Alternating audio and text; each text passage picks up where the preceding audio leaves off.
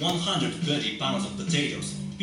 اكبر برجر، اكبر تاكو، اكبر ايس كريم، اكبر بيتزا، شو الكلام الفاضي هذا يا اخي؟ اللي بده يعمل شغله هيك بكميه كتير كبيره يا يعمل شغله محرزه عن جد او ما يعملها. زي مثلا اكبر مقلوبه في العالم، هاي جد كبيره. بسرعه بوش بوش بوش بوش.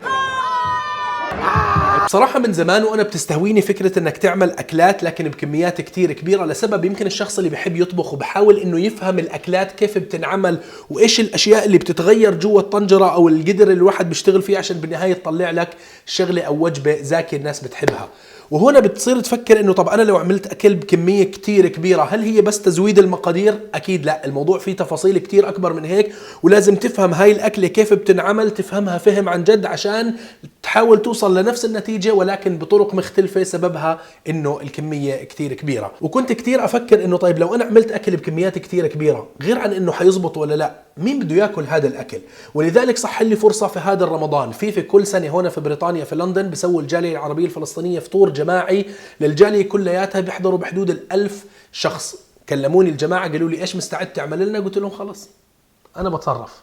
اكبر مقلوبه في العالم، وفعلا وافقوا الجماعه، وبديت ادور على طنجره كتير كبيره ما لقيت، طلبت واحده سبيشال ديليفري وصلتني من الهند عشان نعمل فيها هذا الانجاز التاريخي العظيم. طبعا انا كتير متحمس وانا مش عارف ايش راح يصير معي اليوم، فخلينا نقول بسم الله. واول خطوه نشتري المقادير.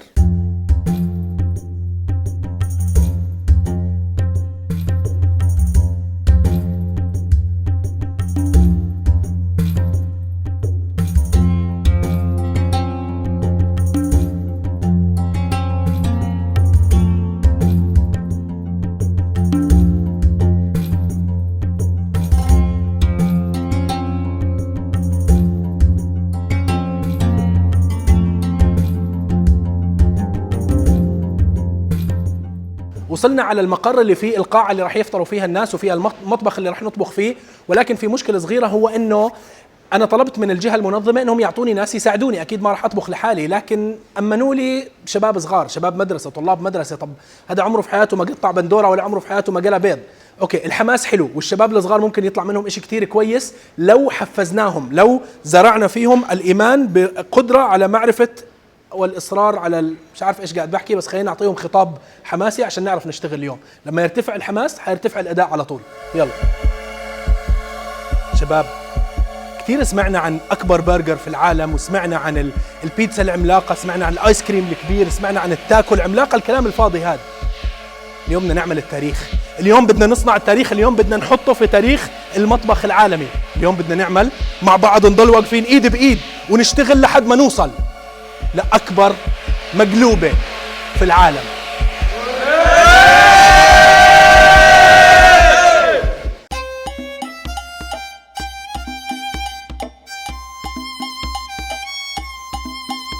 شغلتين بدي أعرفكم عليهم. أول شغلة وأهم شغلة، شيف هاشم يعطيك العافية، اليوم راح نطبخها مع بعض إن شاء الله. احنا اشتغلنا مع بعض قبل هيك في مطبخ، طبخنا أشياء زاكية، لكن هالمرة حنعيد التجربة على إيش؟ المقلوبة العملاقة. وثاني شغلة بدي أعرفكم عليها هي الطنجرة اللي راح نسوي فيها المقلوبة العملاقة. يا جماعة هاي جد كبيرة، طبخت بإشي أكبر من هيك قبل هيك؟ هاي أول مرة، هاي أكبر شغلة صح؟ الله يستر. طبعا كل ما بتغير حجم الشغلة بتتغير طريقة تعاطينا مع الموضوع.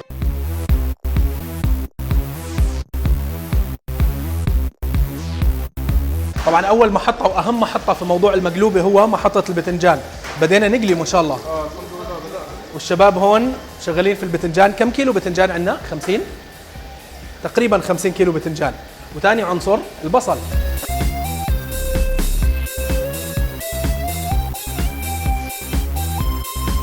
بديت تعيط؟ يعطيك العافية، يعطيك العافية. مقلوبة يعني بصل، يعني بصل محمص، ويعني بصل كتير، واحنا مش بس بصل كتير، بصل كبير كمان. بدنا نعمل مقلوبة عملاقة نستخدم البصل العملاق.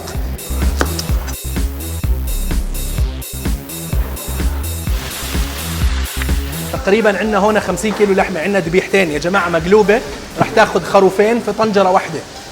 الله يستر.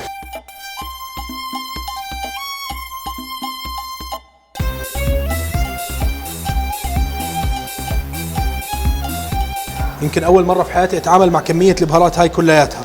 اللي قاعدين بنسويه إنه بدنا نحضر خلطة بهارات المقلوبة عشان تكون ثابتة في كل المراحل اللي عندنا، مش كل شوي اقعد احط من هاي ومن هاي بنسويها في البيت لما تكون طنجرة واحدة. لكن الحين عندنا كثير مراحل فبدنا نثبت البهارات.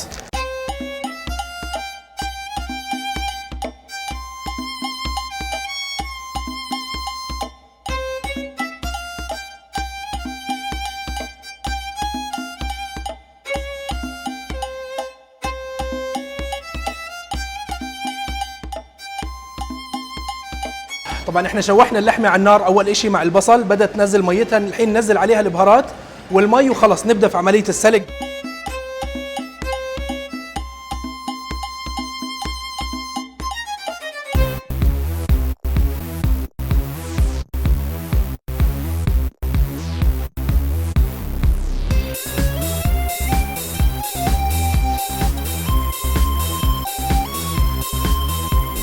انا تصدق الطبخ يمكن مش كتير قلقني قد ما القلب قلقاني. يعني يا جماعه المقلوبه مش زي اي اكله ثانيه، انت ممكن تطبخ بكميه كبيره زي هيك بس بدك تغرف وتحط بالصواني وخلص خلص الموضوع. بس في المقلوبه عيب تسويها وما تقلبها للناس فكره انها مقلوبه. فانا رايي انزل على القاعه ونشوف الوضع كيف ونفكر كيف ممكن نقلب هذا الديناصور اللي قدامنا. يعني حنجيب الطاوله الكبيره تمام، نحطها على هاي تمام، حنشيل نقلب عليها وبعدين لما نشيل الطاوله نفسها بحيث انه الطاوله ما نرفعها عشان ما تنكسر ممكن في النص. الله يستر. نرجع المطبخ. واو، فوق ال1000 بني ادم راح يكونوا هون. يعني لو المقلوبه ما زبطت واحنا حنرفع عليها قدام الناس، لو المقلوبه ما زبطت في 1000 واحد. الله يستر. عندنا 50 كيلو لحمه، عندنا 50 كيلو باذنجان، عندنا 50 كيلو رز، وعندنا 20 كيلو بصل، وتقريبا 10 كيلو بندوره. هذا كلياته في طنجره واحده. اللحمه خلص بدينا نسلقها كله تمام، الباذنجان الشباب شغالين فيه، البصل برضه سوينا حمسه البصل اللي حتنحط فوق اللحمه وفي جزء منها راح يكون لقاع الطنجره. والمشكله الرئيسيه عندنا هي الرز. شيف هاشم شو بتقترح للرز؟ ممكن احنا نسلقه ونساوي كل يعني كميات صغيره 5 كيلو كل 5 كيلو لحاله. حلو، يعني على 10 دفعات. 10 دفعات لانه الكميه كثيره والطنجره كبيره فممكن الرز ينخبص فمشكله. صح، انا نفس الشيء خايف من انه الرز بالطنجره الكبيره ينخبص، فممكن نسويه على تمام لحمه باذنجان بصل الى الرز. يلا ان شاء الله، بسم الله.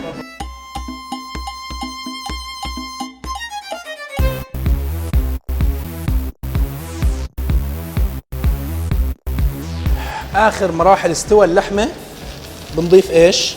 الملح. يا اخي شعور غريب، انا كيس الملح هذا بقعد معي شهر في البيت، الحين قاعدين بنحط 3 اكياس على طنجره واحده. شوف هاي الحركه، حركه التسكير بيد واحده.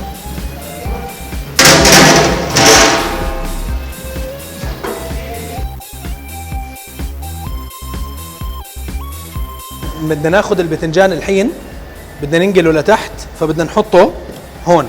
بالله عليكم بالله عليكم عملوه بلطف.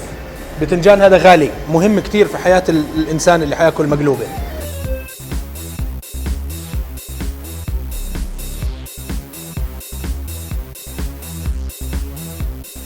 اوف يا إلهي، الشغلة اللي بتاخد 5 دقائق في المطبخ الطبيعي في الكميات الصغيرة تاخد 3 ساعات. هون صار لي فوق الساعة بس قاعد بفضي المرقة.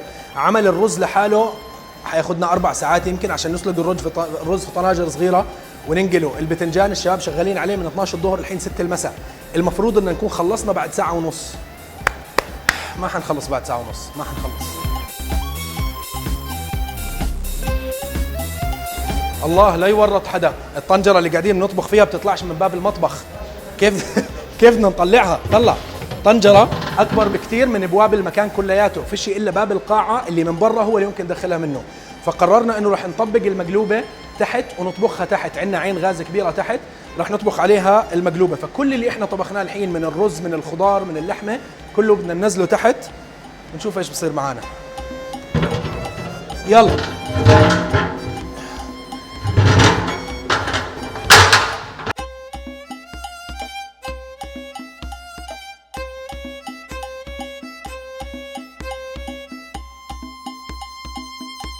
خلاص الرز تقريبا خلص ان شاء الله. طيب انت خلص، احنا حننزل الاغراض كلها تحت الحين.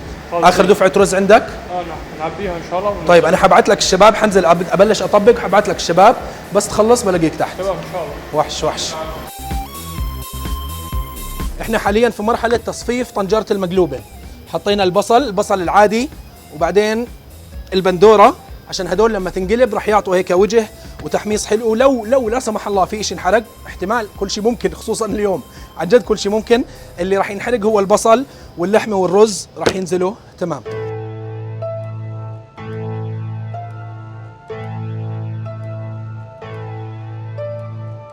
احنا حاليا نرسم طنجره المقلوبه، الشباب بيعبوا لي بتنجان على الاطراف واحنا بحط عليه الرز.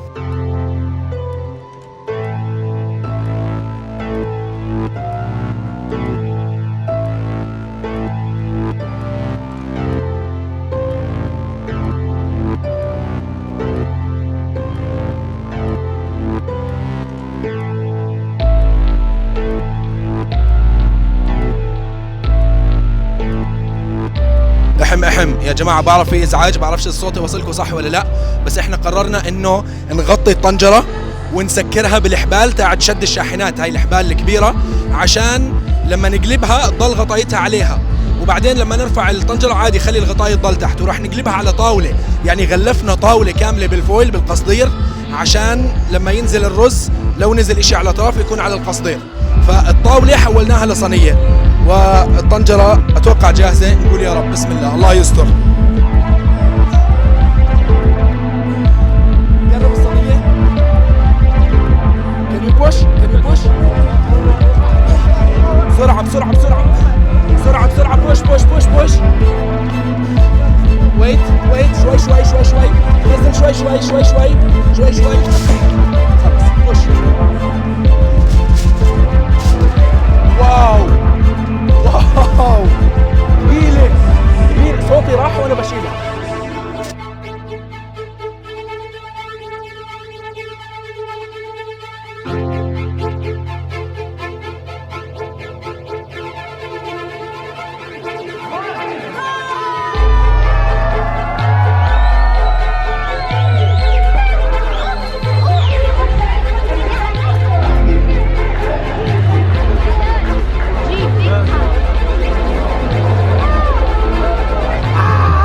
يا باسل. الحمد لله اتوقع انها كويسه. الرز مبلش. يا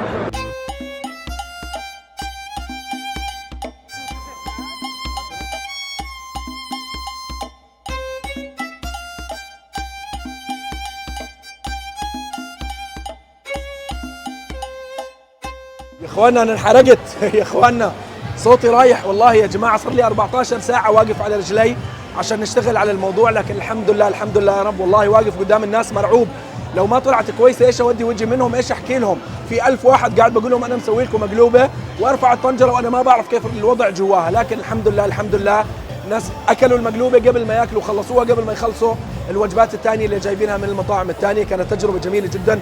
شكرا كثير لكل الشباب اللي ساعدوني، عن جد ما قصروا، وخصوصا شيف هاشم، اخ وصديق وفهمان، وعن جد بستمتع كثير بالشغل معك يا هاشم، يعطيك الف عافيه. شكرا يا جماعه. وبس مقلوبه انطبخت الحمد لله، انقلبت الحمد لله، واتاكلت الف الحمد لله، وهذا اهم شيء. وهيك بنكون خلصنا موسم رمضان وخلصنا حلقات رمضان. العيد على الابواب، كل عام وانتم بالف خير، وما تنسوش العيد ايش بده؟ مقلوبه. سلام.